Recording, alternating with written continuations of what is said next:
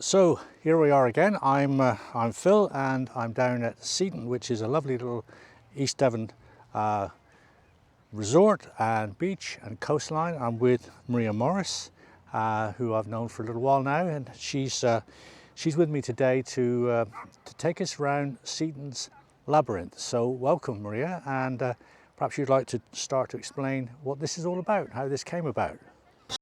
Sure. So basically the Seaton Labyrinth is the same design as that in Chartres in France, and this has been here to celebrate Seaton Town's 1000th anniversary, and it was formed in 2005, I believe. I've been coming here for 2 or 3 years now, and the way that I discovered it was an interesting inspiration. I unfortunately suffered something called labyrinthitis, which is an inflammation of the inner ear.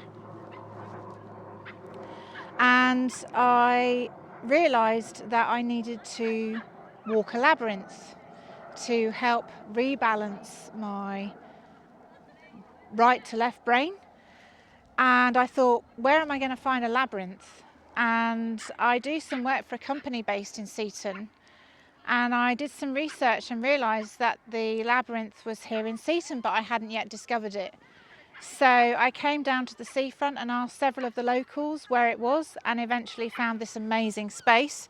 And as you can hear and see, there's other locals enjoying it today, including the dogs. So I basically walked the labyrinth, and having suffered labyrinthitis for a number of weeks after I'd walked the labyrinth, and doing some other balance exercises as well, my labyrinthitis eased. So it was a very powerful experience. And this understanding comes from a deeper knowledge you've had for years about how to work with energies. Is that right, Maria? Yes, that's right. So I've been working with energy. I do Reiki, usually just for myself rather than other people. I work with nature. I work in wellness, and I work generally with health and productivity for people. And for me, it's all about being centered within yourself, and that's what the labyrinth is about. So if you think about the two halves of your brain, Albert Einstein didn't have a gap between the right and left side of his brain. So it's really important for us to be centered, particularly if we feel anxious or if we feel tired or angry, whatever that might be. It's really important that we center ourselves. And the labyrinth is a great way of doing that, and a beautiful space we've got to be doing it in. And the ancients understood with stone circles and those kinds of sites where they identified energy spots. That's right. That's right. Where they could put structures to focus, vortexes of energy for healing, for ceremony, and the whole of the British Isles is full of those kinds of sites, isn't it? It is, and I've been to quite a lot of them. Yeah. So shall we have a look around the labyrinth? Sure. Now, then? So we're going to, first of all, before we enter the gateway, it's always a good idea just to pause. I have walked this at all times of year and in barefoot, because then you get the grounding effect as well. I won't do that today, but I have walked it barefoot. I do recommend it, as long as you're careful, obviously, that there's no glass or anything around. At each point in the labyrinth, there are ammonites to show you the nodes. I believe that they relate to the 4 directions of the labyrinth. And then when you get into the centre, it's important to pause and take in that central space. Would these nodes also link up with the elements as well, perhaps? Yes. They would, yeah. Each element has a different direction. Okay. Yeah. So shall we start? Lead on. Okay. So when you do it, it's important to mindfully walk. So I say to people, rather than Ferrari, car sports speed, we're just going to go at canal boat pace. Most people these days just rush about, so we're going to really take in and absorb the space. And as we go into any sort of gateway, most stone circles, any sort of site, any church, will always have a doorway, a gateway, so you're entering into that space. There's another word for this, it's called liminal. Yes. which comes from the word lintel, which we have across our doorways. And That's when we it. have a liminal experience, we pass through a doorway, we go over a bridge, we go through a tunnel. We're transforming our consciousness into another dimension temporarily. So this is... That's it. I'll be interested to see what you feel in the centre, and then I'll tell you what happened when I first came here. So we'll just start the walk now. So we're just going to centre ourselves, just breathing. I usually like to breathe in for 4, hold for 4, and then out for 4. And then off we go. And with this labyrinth, there's only one way in and one way out.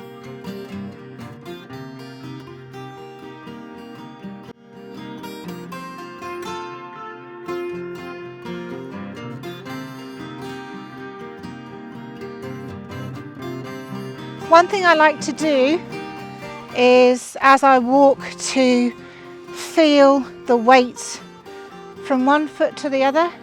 Most people will favour one side of the body to the other.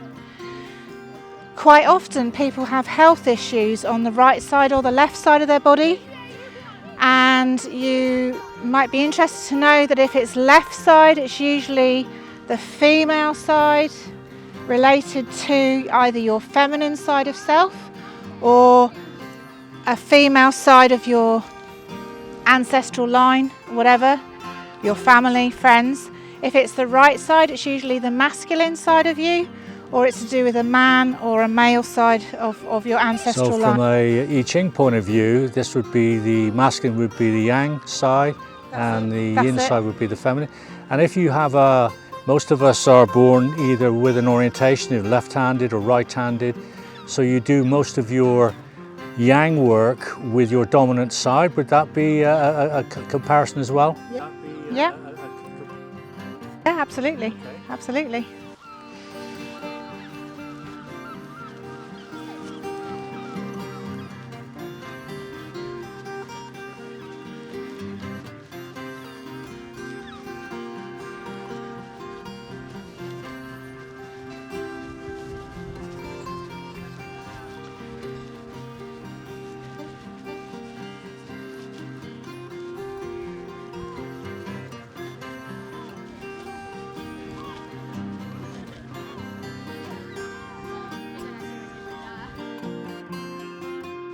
Okay, we're at the first of the nodes.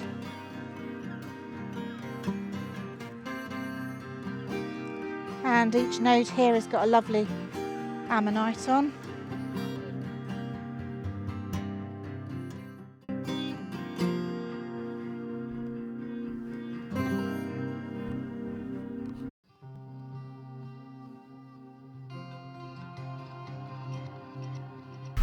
So you can see I've just passed the centre. There's a section in the walk where you're passing from one side of the labyrinth to the other. So this is one of those sections.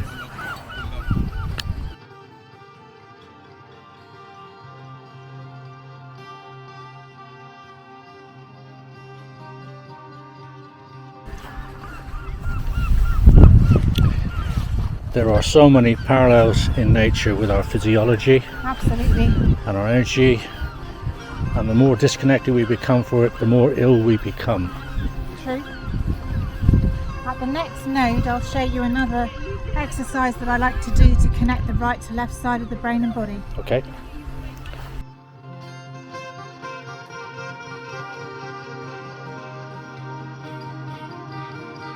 The more that we can switch between right and left side of the brain and body, the more we can use all of our own energy and our own wisdom, the better. Yep. So you take a finger and place it on your brow, tracing a figure of 8 or the infinity symbol.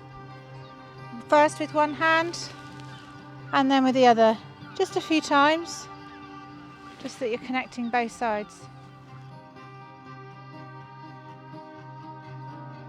And any sport exercise as well. So the right side of the brain controls the left side of the body and vice versa. So anywhere where you're crossing the midline, so tennis, anything where you're crossing the midline will help with the right-left brain connection. There was a term for this kind of therapy way back when I was looking at all this called brain gym. Yes. Is that still a relevant term for this kind of work? You can do it with your legs, can't you? You can do various legs. That's it. I've also worked a lot with dyspraxic clients, so people who have got coordination problems or autism, dyslexia, dyspraxia, strokes, anything like that will benefit from right-left brain and right-left body exercises. So you recommend that we all tend to be very habitual in how we do even things like the washing up or putting the kettle on, right? And Yeah. so try using both hands. using the other or hand. alternating your hand. Use the less dominant hand. Yeah. Exactly. The more ambidextrous you can be, the Better for the better. brain. So even if you usually brush your teeth with the right, try switching to the left. It's also about creating new neural pathways and energetic pathways as well. So, and also it's great because it means that you're allowing your space to bring in something new, to bring in the change. So if you've always done something one way, then try changing it around. There's another analogy. If you always put the toilet roll on the toilet roll holder one way, then maybe try changing it around. Just try one small change.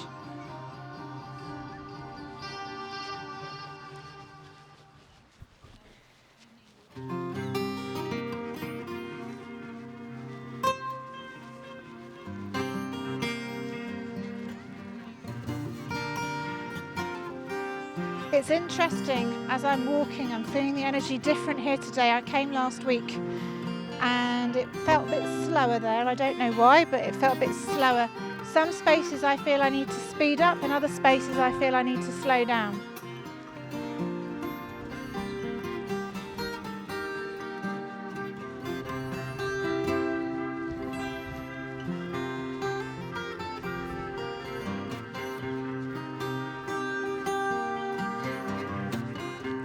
It's getting us slower again here.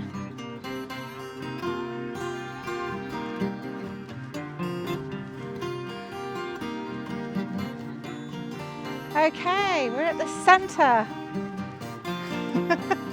This is the best bit. So I usually just close my eyes and centre myself.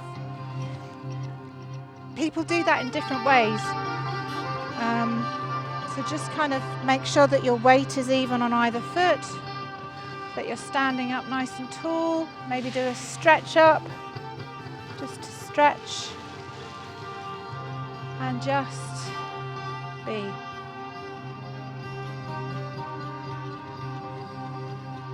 Now I can feel a movement here. It could be like a vortex of energy. I can feel something here. People feel different things in the centre.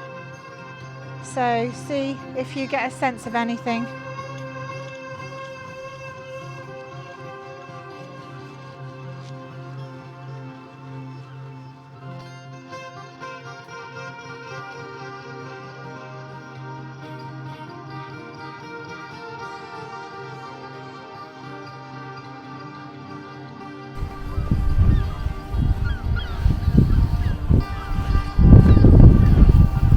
So you're saying you're starting to feel lighter, that you're starting, the energy's lifting or diffusing a bit more. Yeah. Any kind of imbalance in you is beginning to get diffused. It's like someone lifts something. Lifting, yeah. Something lifts, something feels different. Yeah, and something else is coming in.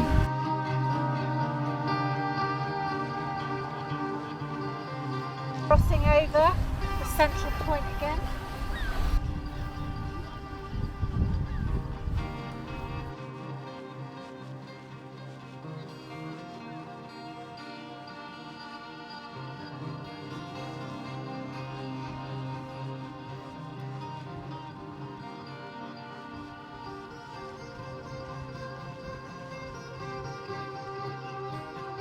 Okay, so when I first came to the labyrinth for the first time and I stood in the centre, when I had the labyrinthitis, I felt like I was standing in the centre of a washing machine.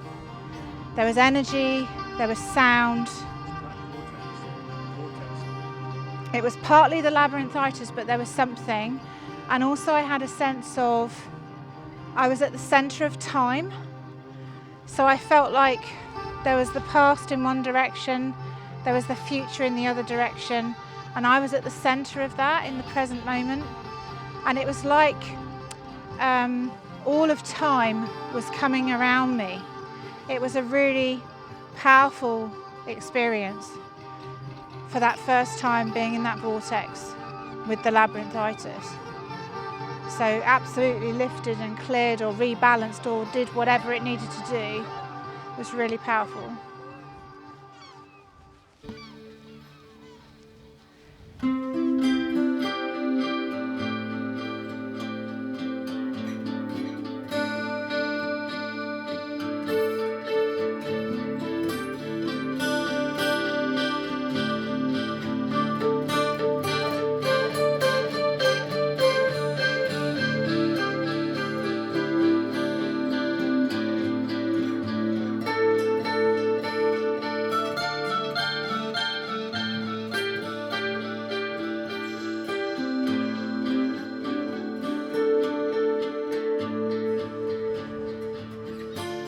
Okay,